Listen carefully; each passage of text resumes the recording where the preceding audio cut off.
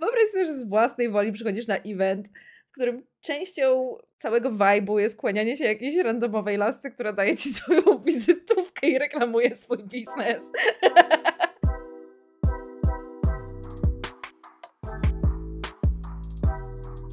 O jakimś dziwnym przekręcie na balu Bridgertonów w Detroit.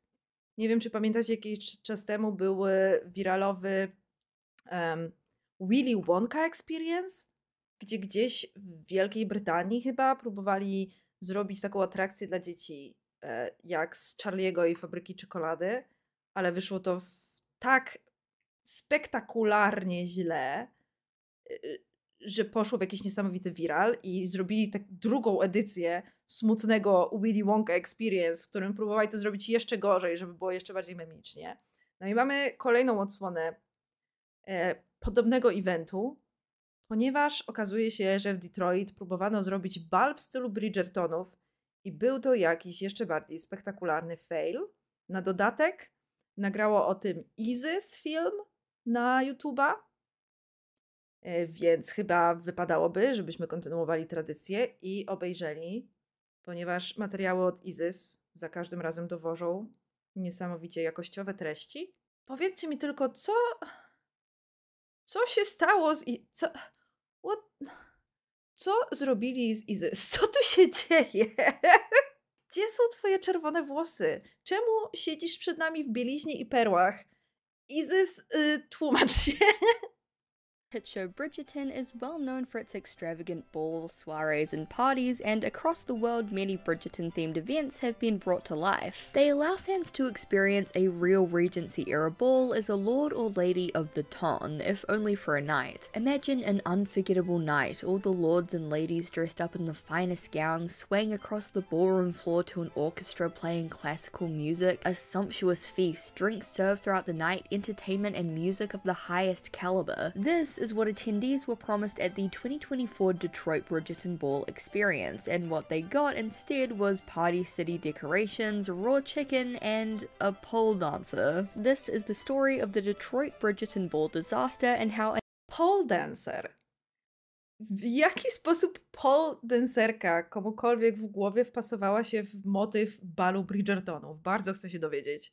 a night of dreams became a nightmare. Before we get into the nitty-gritty details of this disastrous event, I just want to give a huge thank you to Squarespace for sponsoring this video. Squarespace has thousands of unique and stunning website templates which you can then customize, update content, and add features to fit your needs. With Fluid Engine, the next-generation website editor from Squarespace, has never been easier for anyone to unlock their creativity. Choose your website.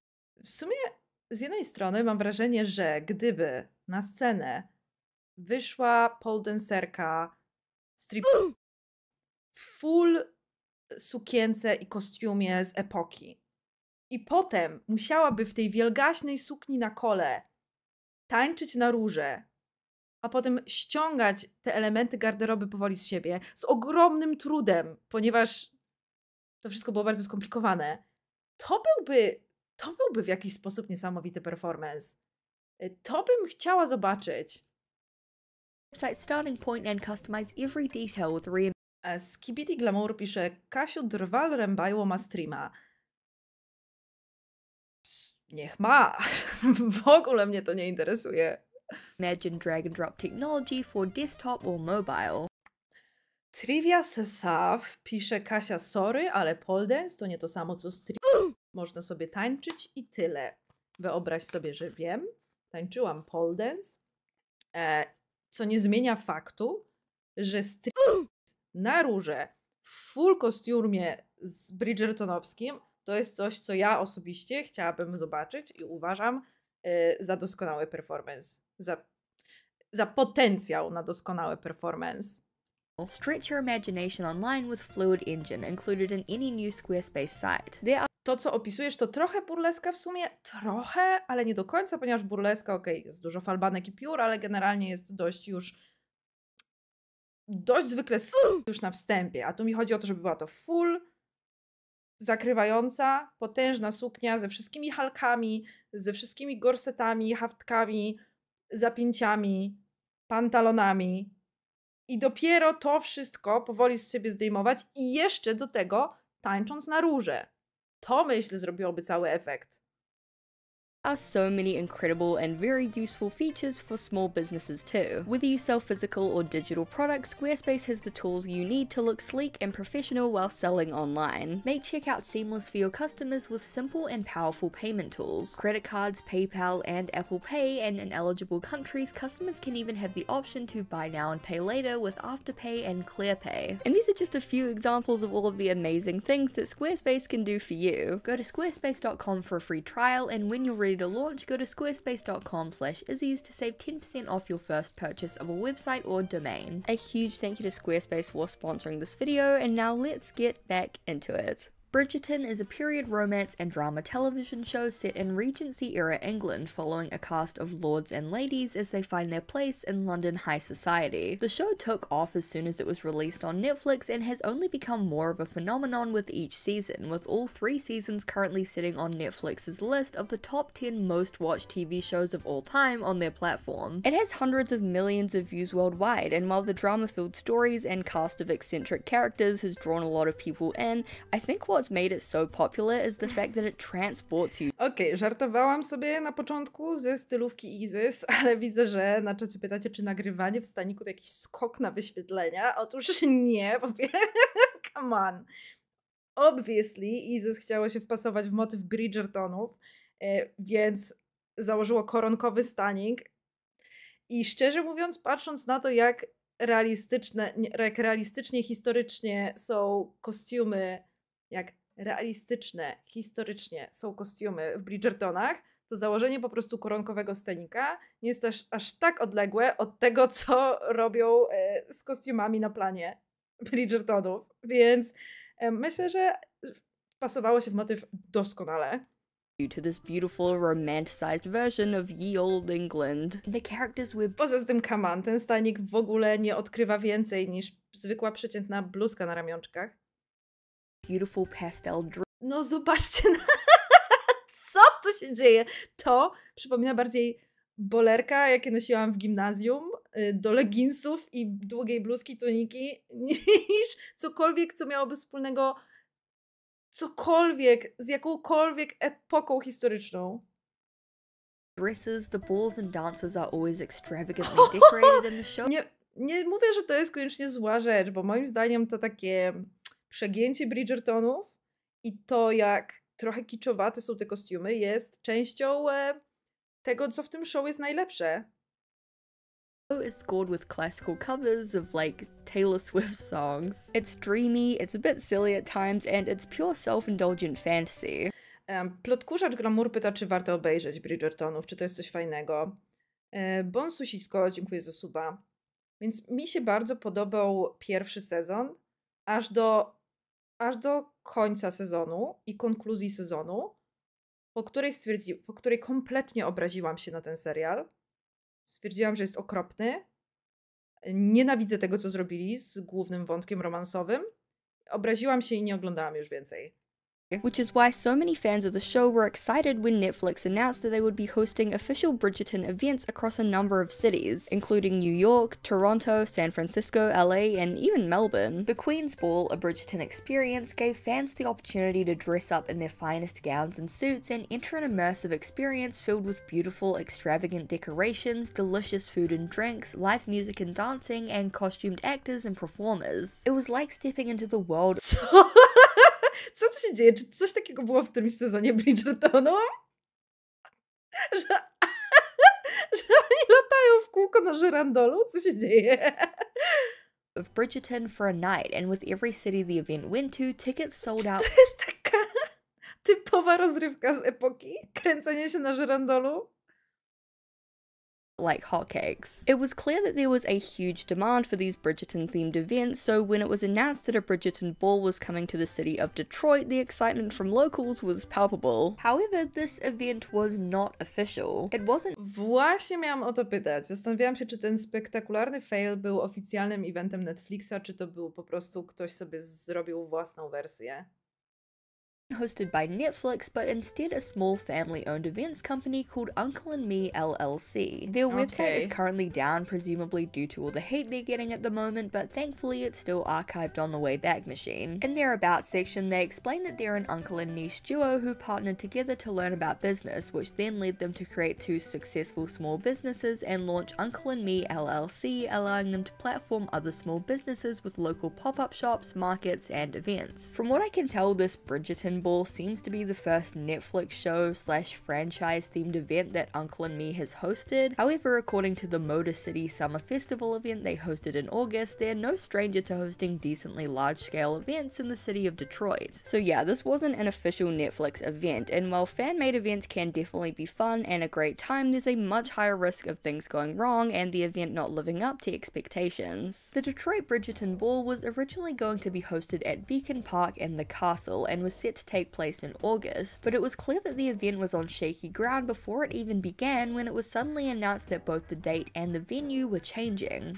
Dzisiaj dowiedziałam się od przyjaciółki, że istnieją tego typu eventy, ale w motywie książki Dwór Cierni i Róż, dobrze mówię? The Court of Thorns and Roses. Milo, dziękuję za suba. To są mega popularne książki romantazy, których jeszcze w ogóle nie czytałam, ale bardzo mnie kusi. Dziwne, że jeszcze nikt tego nie zekranizował, bo chyba jest jakiś kompletny szał na to. I podobno są organizowane eventy w stylu różnych dworów, bo podobno ta książka polega na tym, że są różnego rodzaju dwory, każdy ma swój własny styl, coś takiego. I to jest romantazy, którym jest strasznie dużo podobno. I ludzie sobie tatuują cytat jednego z głównych bohaterów, który brzmi: przed nikim nie klęknę poza swoją górą. Co już brzmi mega dziwnie, a ja dowiedziałam się jeszcze, że była jedna scena, w której on klęknął przed swoją górą i ta góra to była jego baba, przed którą klęknął, żeby jej zrobić...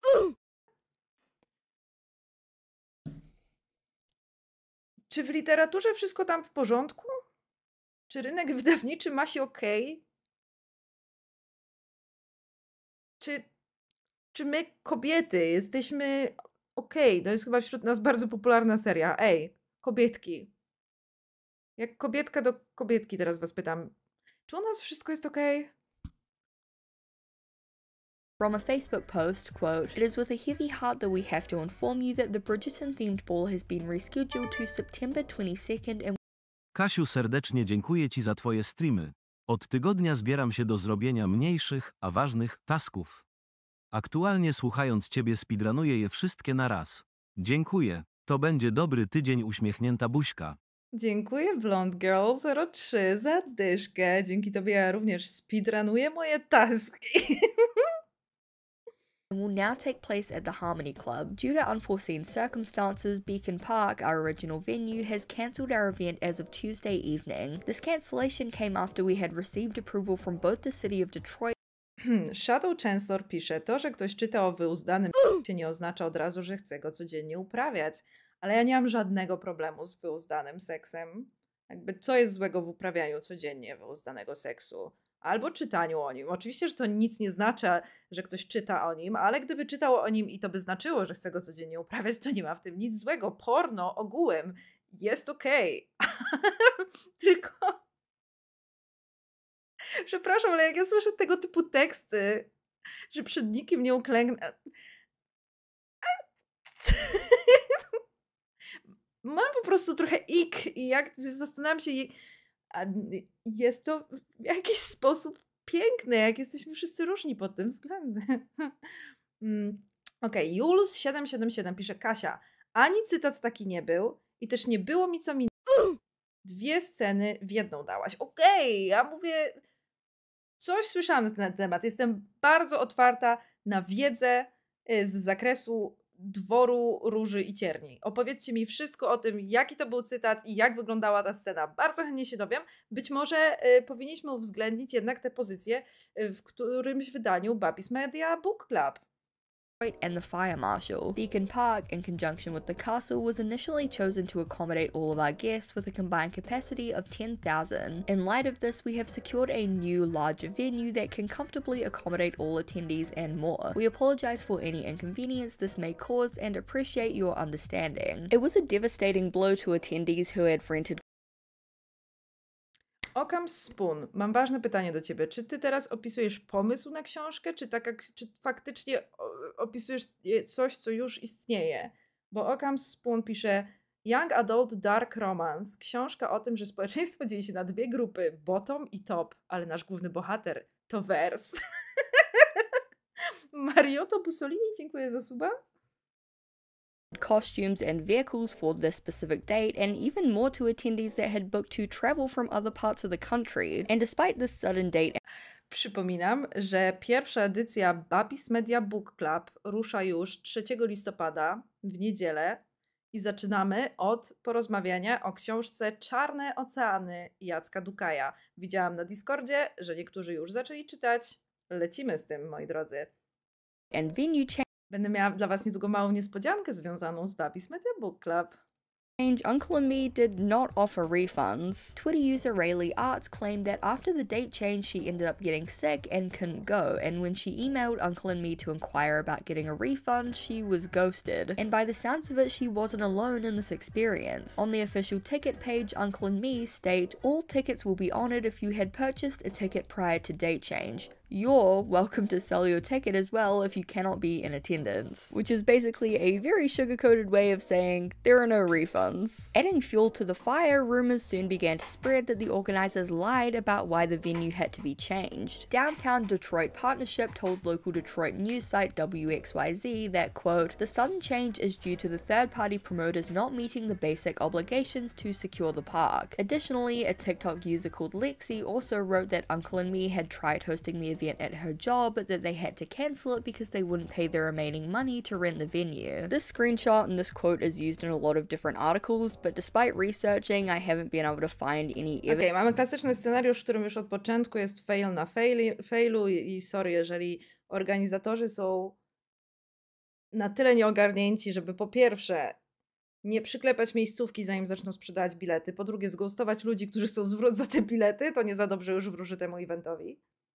Evidence to back it up, so take it with a massive grain of salt because, believe it or not, a solitary TikTok comment is not a primary source. So, despite this sudden date and venue change and some very unsavory rumors, the Bridgerton ball was...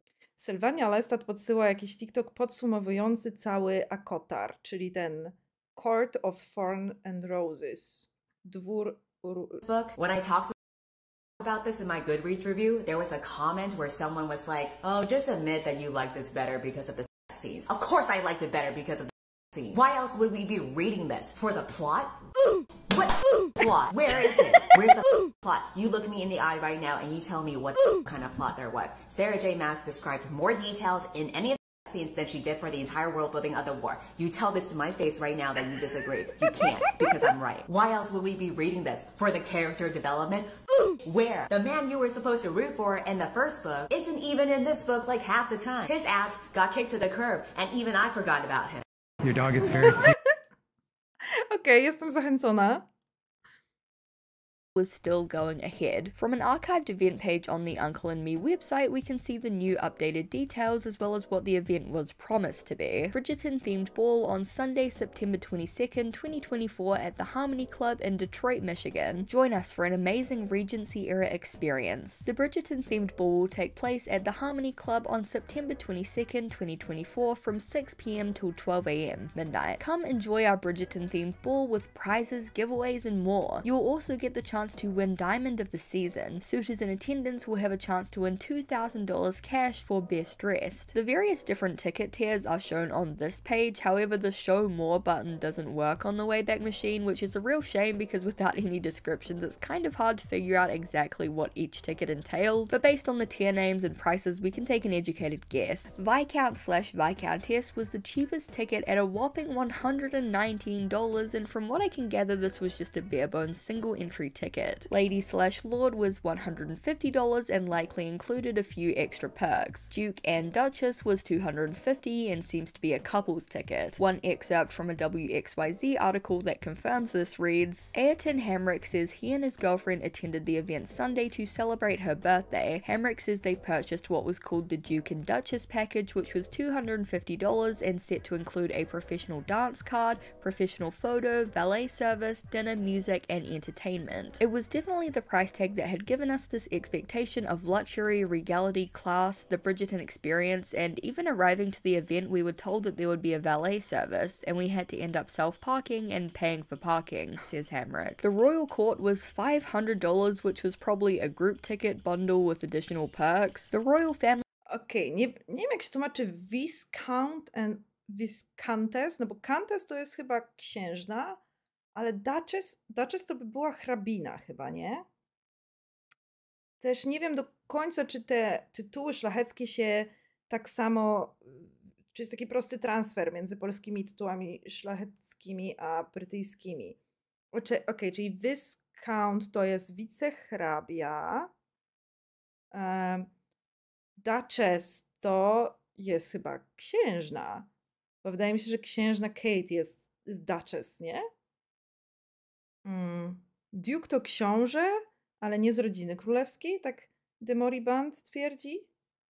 Okej. W Polsce nie było tytułów, bo równość szlachecka? Jak pisze to Catboy. Lady or Lord to wiadomo, to jest po prostu zwykła szlachta. A the Royal Court to, jak rozumiem, ma oznaczać kogoś z rodziny królewskiej, no bo to jest najdroższy bilet.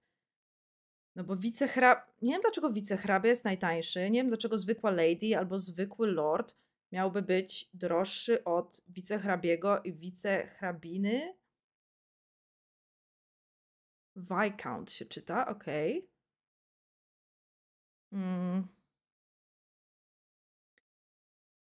A Royal Court to raczej właśnie dwór królewski niż rodzina królewska, z tym, że ten bilet jest najdroższy. Dlaczego ktoś, kto po prostu jest częścią dworu królewskiego, miałby być wyżej w hierarchii niż taka księżna na przykład? Nie? was $1,000, which I guess must have been a group ticket bundle. A, jeszcze dalej jest the carriage ride. A, to jakieś dodatkowe atrakcje. Dobra.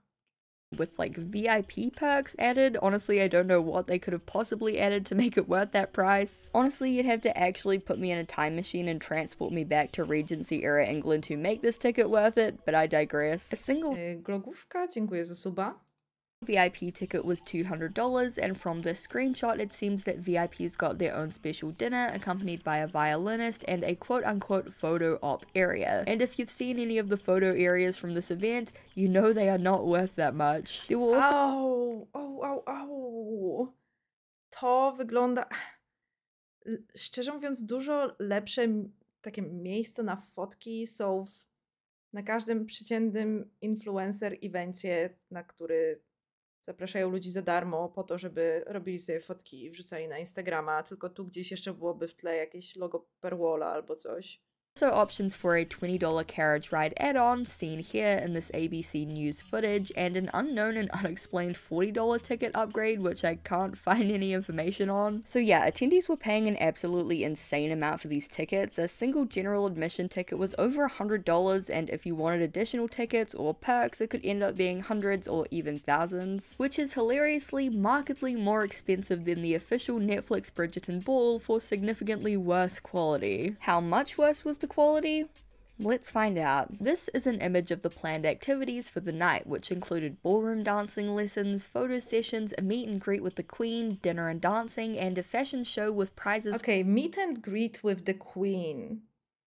Dlaczego miałaby to być dla kogoś atrakcja? Rozumiem, gdyby to byli aktorzy, którzy grali króla i królową w serialu, to by było coś, takie meet and greet. Meet and greet z przypadkowymi statystami zatrudnionymi do siedzenia w kostiumie na tronie.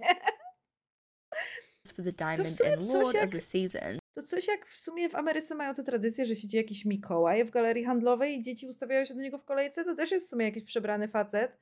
Zastanawiam się, czy tam się płaci wtedy za to. Chyba nie. Chyba galeria handlowa płaci temu Mikołajowi po to, żeby ludzie przychodzili tam z dziećmi i więcej kupowali, nie? However, when guests rolled up in carriages dressed to the nines, no one was there to greet them or even scan their ticket, rendering the hundreds of dollars that they spent effectively useless. Basically, anyone could have shown up and gone inside without a ticket, which at such an expensive and supposedly exclusive event was a massive red flag. Wow, wyobraźcie sobie zapłacić $550 za event, na który, jak się okazało, wpuszczali absolutnie każdego. The itinerary promised a structured evening of activities and prizes. It was complete chaos, with attendees wandering around aimlessly through the crowded halls, sitting on their phones due to the lack of activities and confusion. Przepraszam bardzo, to wygląda jak zdjęcie z jakichś wczesnych falconów w Lublinie. Of what was happening, and in most cases nie, czekajcie, to było sfotoshopowane akurat, prawda? Izzzyzz dodało ten ball pit w Photoshopie, prawda? due to the lack of activities and confusion of what was okej, tak, dobra, uff. Już się bałam. happening, and in most cases leaving early and bitterly disappointed. Nie wiem, czy wszyscy kojarzycie, więc pewnie część z was zanudzę, ale opowiem legendarną anegdotkę o ball pit. W takim razie było coś takiego jak dashcon. Słuchajcie mnie teraz, dzieciaki. Słuchajcie, cioci. Było coś takiego jak dashcon i to miał być zlot użytkowników Tumblera. Tumblr, kojarzycie taką platformę, prawda? Zrobili sobie... Oficjalnie Tumblr nie chciał zrobić żadnego zlotu, ale użytkownicy bardzo chcieli, więc zrobili sobie sami coś, co nazywało się właśnie dashcon. Ale jak to bywa w eventach organizowanych przez fanów, którzy nie mają za wiele doświadczenia w organizowaniu eventów, okazało się to kompletną katastrofą. Okazało się, że hotel, w którym to urządzili, zażądał sobie dużo więcej nagle pieniędzy, ponieważ okazało się, że przyszło dużo więcej ludzi niż się spodziewali, czy czegoś nie dogadali w umowie, czy okazało się, że w ogóle im nie powiedzieli, że to będzie tego typu event i okazało się, że to jest bardzo droższe. W każdym razie organizatorzy nawalili. I okazało się, że nagle zabrakło kilkudziesięciu tysięcy dolarów, żeby zapłacić hotelowi, więc organizatorzy wyszli na środek jakiegoś panelu, jednego z panelów i powiedzieli: ej, słuchajcie, jak coś, to hotel powiedział, że musimy zebrać szybko kilkadziesiąt tysięcy, albo nas wywalą wszystkich stąd, i zaczęli zbierać po prostu do kapelusza datki od ludzi i to już sprawiło, że trochę się zdenerwowali. Wieści o tym, że to wszystko jest tak zorganizowane, wystraszyły najważniejsze gwiazdy. Nie pamiętam już, kto miał przyjechać, ale wszystkie gwiazdy, które miały przyjechać, nagle stwierdziły, że nie przyjadą i okazało się, że brakuje atrakcji, więc w zamian, żeby wynagrodzić tym wszystkim ludziom, którzy przyjechali tu specjalnie dla tych osób, co miały przyjechać, to dali wszystkim talon na 15 minut w basenie z piłeczkami. Oj, chyba musimy to pokazać. Dashcon Ball Pit. Każdy uczestnik w zamian za to, że zostały odwołane eventy, na które przyjechali, dostał talon na 15 minut w basenie z piłeczkami. Tak, i są plotki, że potem odwołano te bilety, ponieważ ktoś nasikał do basenu z piłeczkami. Chociaż nie wiem, czy to akurat nie jest urban legend, albo czy ktoś takiego żartu po prostu nie rzucił. Wiele razy w trakcie mojej kariery w internecie pytano mnie, kiedy zorganizuję jakiś event dla widzów. I ja od razu wam zapowiadałem, że nigdy, ponieważ skończy się dokładnie w ten sposób, znając moje możliwości organizatorskie. One of the saddest parts about this whole event, at least in my opinion, is how much effort all of the attendees made. The footage from this event is filled with so many absolutely stunning outfits Takie co jest ładna. that people clearly poured their hearts into, and honestly makes my heart break for them that it was wasted on such a disaster of an event. From attendee Andy Bell, who spoke to the BBC, quote, "As the night wore on, we were presented with an exotic dancer with a pole, which very much appeared to be a..." Kasiu, nie będziemy sikać do basenu z piłeczkami. Dobra, zawsze tak mówicie. stripper, a lack of dance lessons at the scheduled time despite most of us being in the ballroom waiting, and eventually club music was blasted from the stage. At that point, my sister and I left. The dance Szczerze mówiąc, muzyka klubowa na balu Bridgertonów nie jest aż tak od czapy. W sensie ten serial jest znany z tego, że właśnie ludzie tam, aktorzy tam tańczą na balach do aranżowanej muzyki Taylor Swift. has been one of the main dramas of this whole event, and don't worry, To jest w sumie niezły pomysł, że na Babiskonie powinien być po prostu ten dmuchany zamek, który mam tutaj w tle na streamach, taki różowy. we'll get to it soon. But first, let's take a look at the event itself and how basically everything that was promised was not delivered. The live music that was advertised was a lone violin player. Classical covers of pop songs played by an orchestra are an iconic staple of Bridgerton and its balls, so many were likely expecting an ensemble rather than one poor girl playing a violin by herself. She was also playing to over 3 floors of attendees, so needless to say, for most people in the building, this was a silent experience. An iconic part of the official Bridgerton experience, which was also advertised for the Detroit Bridgerton ball, was getting to meet the Queen. However, an independent article claimed that the Queen sat on a random throne plonked in the middle of a drab-looking room, and an attendee called Nita wrote, "No shade to the Queen, but I couldn't even bow to her before she was telling me about her business and giving me her business card." Szczerze mówiąc, to jest bardzo Queen behavior. O Boże! Wyobraź sobie, że z własnej woli przychodzisz na event, w którym częścią całego vibe'u jest kłanianie się jakiejś randomowej lasce, która daje ci swoją wizytówkę i reklamuje swój biznes. Przychodzisz na konwent i królowa namawia cię na zainwestowanie w NFT. Dzisiaj Julo Spitznagel. Ja myślę, że raczej próbowała wciągnąć się w swój MLM. Kolka Glamour pyta, who is this diva? This is literally the Queen. Amanda Sue Mathis, who spoke to the BBC, further elaborated on the Queen Charlotte experience, claiming that she was sitting in a cheap costume with a backdrop that looked like it was purchased at a dollar store, with a fake stuffed dog sitting on her lap. And speaking of the photo backdrop, miała wypchanego psa na kolanach. Miała pluszaka psa na kolanach. Dobra. Na Babiskonie będziecie mi się musieli kłaniać, a będę siedziała z Zolą. Nie, z Chrupem.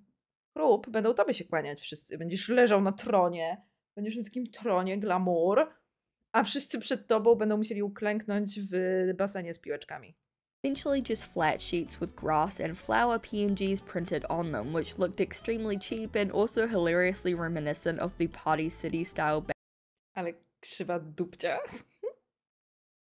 backdrops from the Glasgow Willy Wonka experience. Reddit user Undertakerus wrote, "That flower backdrop is literally a Google image. I had it as my wallpaper for a while." Some more images of the cheap photo backdrops and decorations can be seen here. Obviously, most of the attendees had their phones out documenting the entire event as it crashed and burned, so there's no shortage of photo evidence. Allegedly, the organizers didn't pay the photographer, and attendees could only get their photos through airdrop, which if you've ever had to airdrop a bunch of photos to your friends, you know can be a very awkward and difficult experience. Additionally, those who had Android phones had to resort to taking photos of the photographer's screen with their own phones. The tables had these like flower decorations, but it's clear that they either ran out of time or money to buy more flowers, so most of them are just plain metal squares with 1 or 2 flowers glued onto them. I mean, I guess they tried. As guests squeezed themselves through crowded hallways to get to Żywe kwiaty do dekoracji są mega drogie. ballroom dancing To muszę im oddać. lessons that would not occur, walking past cheap flower PNG decorations and hearing the sound of a single violin from 3 stories up, one thought must have comforted them.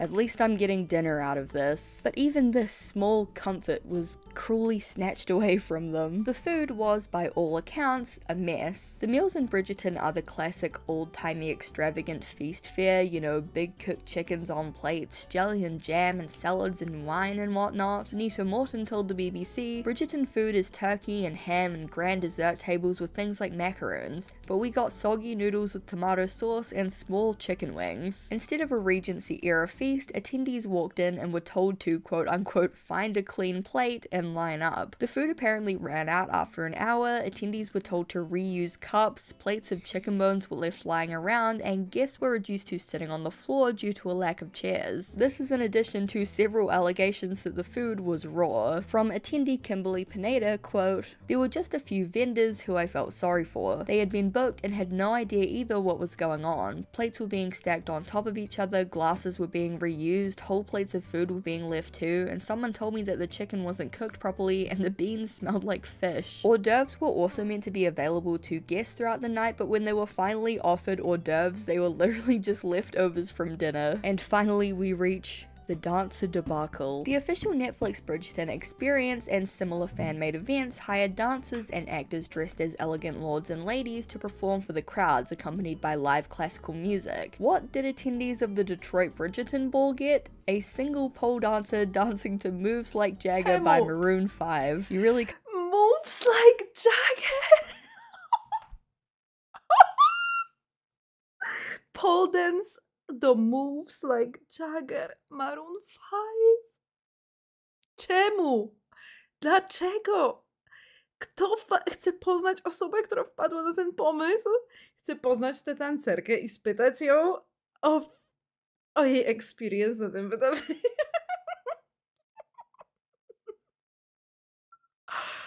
Can't make this shit up. I'm not sure if I can show footage in this video. Obviously there's nothing wrong with it and it's very tame and chill, but you know, YouTube censors can be kind of whack. You can easily find the video on YouTube if you want to check it out, and trust me, it's just as absurd as it sounds. The dancer, known as Tink or Tink the Fairy, spoke to the cut and explained that she was just as confused as the attendees. The organizers reached out to her a mere 3 hours before the event, and though she specialized in a number of skills including dancing, aerial hoops and slings, and circus performance, they specifically asked for pole dancing. She danced— Oh my god! Czyli jak w tej reklamie jest, że oni się kręcą na żyrandolu. To im chodziło pewnie o coś takiego. I to jest tancerka, która robi akrobacje też na kole i na szarfach. Ale oni zadzwonili, poprosili akurat o pole dance? W sensie, taniec na szarfach byłby idealny na taki event. Coś takiego się wpasuje na każdy event, szczerze mówiąc. I tak dużo łatwiej byłoby to w jakiś sposób połączyć z Bridgertonami niż akurat pole dance. Dlaczego? To two classical Bridgerton-esque songs at first, which she described as fun, but for the final act she had to dance to Moves Like Jagger by Maroon 5, an event meant to be set in the 1800s. Dlaczego musiała? Kto jej kazał tańczyć akurat do Moves Like Jagger? Znów, czyja to była decyzja? I remind you. Ting told the cut that the organizers wanted to switch up the vibe of the event and make it more upbeat. However, she said that the vibe got pretty uncomfortable at times, quoting, "I was just thinking, when is this going to be over? I'm getting paid, so just do your job and get it over with." When she wasn't dancing, the organizers told her to walk around and do character work. She wasn't given any brief, and at her usual event— Do character work? Jaki character work? she would Jako jaka postać? Postać tancerki pole dance? introduce herself to guests as their fairy, so throughout the night she was walking around in a red Jako ich wróżka? bikini, telling guests that she was their Bridgerton fairy.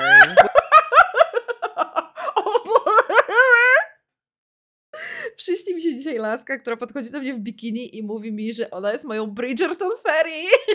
Please.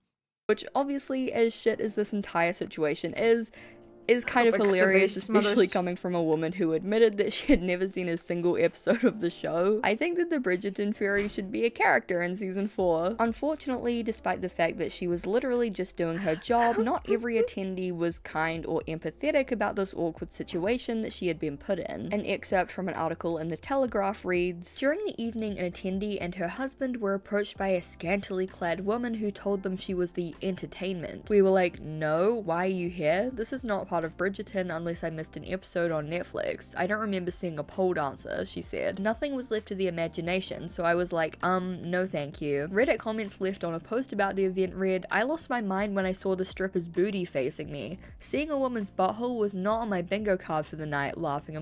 Dobra, ludzie, ale uspokójcie się. Jakby, co to za panika? Po pierwsze, butthole miała na sobie bieliznę, miała na sobie jakiś kostium do tańca pole dance. Na pewno nie widziałeś jej butthole. I lost my mind when I saw the stripper's bootsy facing... Okay.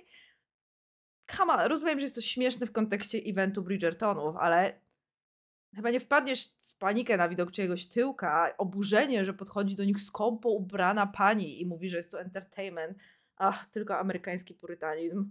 Emoji. Like, come on guys, is this really necessary? It just comes off as super mean and cruel for no reason. Like, yes, of course it's understandable to be upset and weirded out and maybe even a little bit annoyed that the entertainment for the evening was a single woman dancing on a pole to moves like Jagger. It's a weird situation, no one's saying that it isn't. But I've seen so much backlash and rude comments directed at her when she was literally just a dancer who was hired to do her job at an event. Also, it's worth noting that despite many news outlets and people online calling her a stripper, she was not stripping, her outfit never came off, and the outfit in question was one that the organisers picked for her. I just think that she deserves more credit and respect. She's clearly a very talented and professional dancer and aerialist who was literally just there doing her job. As the night wore on, it became clear that the anticipated fashion show and awards for Diamond and Lord of the Season, along with the supposed thousands of dollars in prize money, would not be happening. Feeling disappointed and hungry after that lackluster dinner, many attendees left early and met up at local takeout places and bars to eat, drink, and commiserate about their experience. I to musiał być najfajniejszy moment tego wieczoru, kiedy wszyscy goście w tych świetnych strojach rozpełźli się po okolicznych barach i kontynuowali zabawę tam. To mógł być fun. Szkoda tylko, że musieli za to wcześniej zapłacić, żeby posiedzieć w jakiejś dusznej sali i obgryzać kostki kurczaków. User Zerp242 summed up their experience of the night, quote, "My girlfriend and I were there. I'm not even sure what happened tonight. No security, no one checking tickets, which is insulting because we spent $150 each. Dinner was announced 10 minutes before it was served. Again, no direction, people were wandering, and when I got to the front, someone told us we had to go find a clean plate at one of the tables. I don't drink, but apparently alcohol was promised and there was none. Highlight of the night was after that we go to the third floor to do one last scan looking for anything redeeming, and there's a DJ, having people do the cha-cha slide and walk it out like it's a birthday party. Nothing about this was authentic feeling. It was so inauthentic I'm still laughing about it from home. How sad. Very disappointed with UM events. Spread this like wildfire. They stole our money." Another Reddit user called Starside8721 had a similar experience, quote, "We showed up at 6:50ish. No one asked for our tickets, so we just walked in. All attendees looked absolutely decked out, but there was zero direction. We essentially followed the crowd to the third floor where we saw local freaking vendors selling goods like we were at a local festival. Look, I love..." Nie chcę zakładać, bo oczywiście nie znam organizatorów, ale zazwyczaj mam wrażenie, tego typu eventy, kiedy są tak spektakularnym failem, to nawet nie chodzi o to, że ktoś zgarnął kasę, przyciął na wszystkich możliwych kosztach i zwiał za granicę z pieniędzmi. Mam wrażenie, że większość to jest naprawdę ogromny nieogar. Że to są sytuacje, w których ludzie przeceniają swoje możliwości organizacyjne i źle wyceniają koszty, albo okazuje się, że wybrali fatalną opcję na, nie wiem, na catering, albo nieprzewidziane koszty sali i po prostu okazuje się nagle, że cała ta ogromna kasa gdzieś przepada i wszyscy są porówno w Japanese Kit Kats just like the next. Oczywiście możliwe, że nie, możliwe, że ich oskamowali świadomie, ale zazwyczaj z mojego doświadczenia wynika, że nie warto zakładać akurat tego scenariusza przy takich sytuacjach. Zazwyczaj jest to po prostu ogromna niekompetencja. Person, but not at a Bridgerton ball. I saw a guy walk by with a sparkling beverage and say, "No alcohol." After seeing people sitting on the floor in disappointment, my wife and I left. Luckily, we met some other disappointed patrons in the elevator and went to the candy bar where we all had a much better time. Photos and videos from the event quickly flooded social media, becoming viral as articles detailing the unfortunate events of the night spread like wildfire. But as online users ridiculed the event and attendees expressed their regret, many were left wondering, who were the folks behind this mess and how did it get to this point?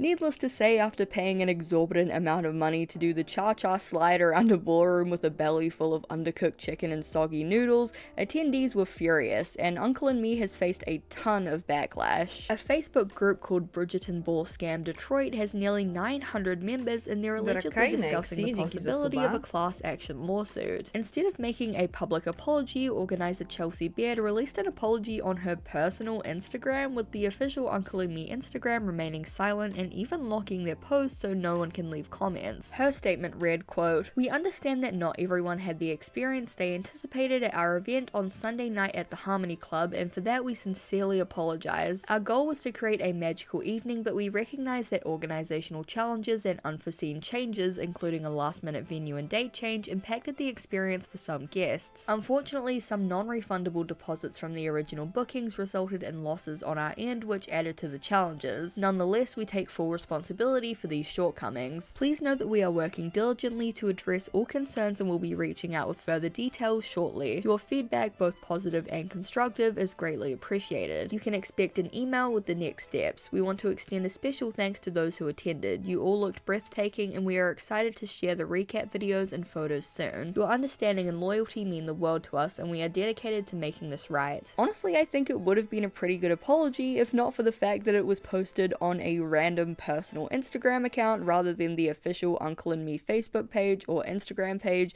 which everyone who actually went to the event follows and would have seen. This, in addition to the fact that their website was taken down, just makes the whole situation way more shady. Attendees were quoted saying that the apology was gaslighting them and that communication has been non-existent, with no contact with the company for days since this apology went out. Unfortunately, in this situation, I don't think that there's going to be an easy resolution. While attendees were absolutely scammed out of their money and should be refunded, Uncle and Me is a small company who likely can't afford to refund tickets when they've already paid for the venue, catering, and decorations, which, as poor quality as they may seem, likely still cost a ton of money. In Tink the Fairy's article for The Cut, she mentioned that the organizer was backstage for most of the night, extremely anxious and stressed, leading some to express their sympathy for the organizers. However, many attendees are taking a less charitable stance on Uncle and Me. Reddit user Spirited Onion 3693 claimed that Chelsea Ja no, absolutnie się nie dziwię. Jak z jednej strony rozumiem, że jest to mega stresująca sytuacja dla organizatorów, kiedy coś tak spektakularnie nie wychodzi i można mieć oczywiście do nich jakieś współczucie z tego powodu, no to też wiadomo, ludzie będą chcieli odzyskać swoją kasę i też jest normalne, że są zdenerwowani. Pamiętacie takie piękne, niewinne inby z polskiego poletka, jak na przykład afera kostkowa z Pyrkonu, kiedy Pyrkon reklamował się gołą panią w wannie pełną kostek do D&D? Baird blocked them on Instagram because they were commenting about the event alongside other ticket buyers, with the user calling them legitimate scammers. Another Reddit user claimed to know Baird personally, writing, "In all honesty, I think she took on too much and that's why it failed. Nice lady, but she isn't very clean or organized with her house or business. This also isn't the first time she has With her house or business? A dlaczego nas interesuje, jak czysto ma w domu pani, która to zorganizowała?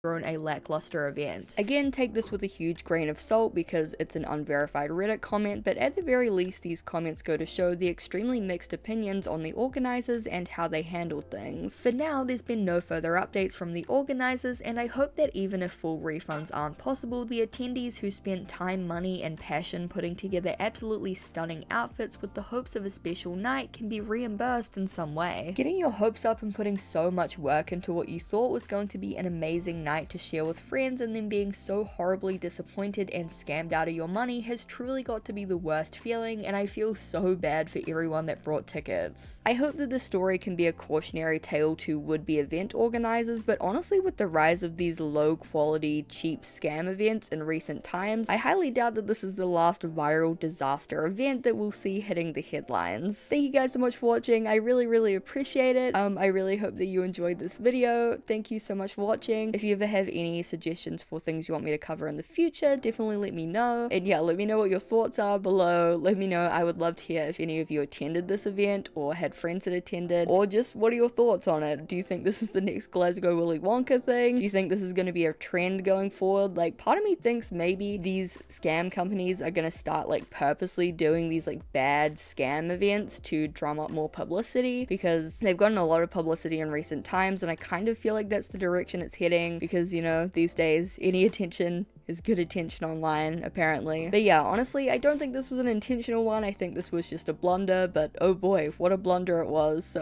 let me know your thoughts below, and I really hope to see you in the next one. Bye! A huge Bye, Izzzyzz. Dziękujemy bardzo za materiał. Szczerze mówiąc, nie sądzę, żeby narażanie się pozyw, przynajmniej w Stanach Zjednoczonych, było warte tego rodzaju reklamy, żeby robić specjalnie słabe eventy. Poza tym, tego typu słabe eventy zawsze idą w viral, jeżeli mają jakiś niespodziewany, ciężki do zaplanowania komponent w sobie, typu właśnie tancerka pole dance w kontraście ze strojami inspirowanymi Bridgertonami. Albo w przypadku Willy Wonka Experience, jak się nazywał ten dziwny stwór? Który nikt nie wiedział, co ma imitować. Wierzcie, byli tam aktorzy, którzy byli poprzebierani za postaci z Charlie'ego i Fabryki Czekolady. I była jedna postać, tak, The Unknown, której w ogóle nie było w filmie. Było po prostu, ktoś miał dziwną, bladą maskę i perukę splątanych czarnych włosów, i inni aktorzy, kiedy przychodził obok, mówili oh no, it's the unknown. I dzieci płakały i uciekały, jak go widziały.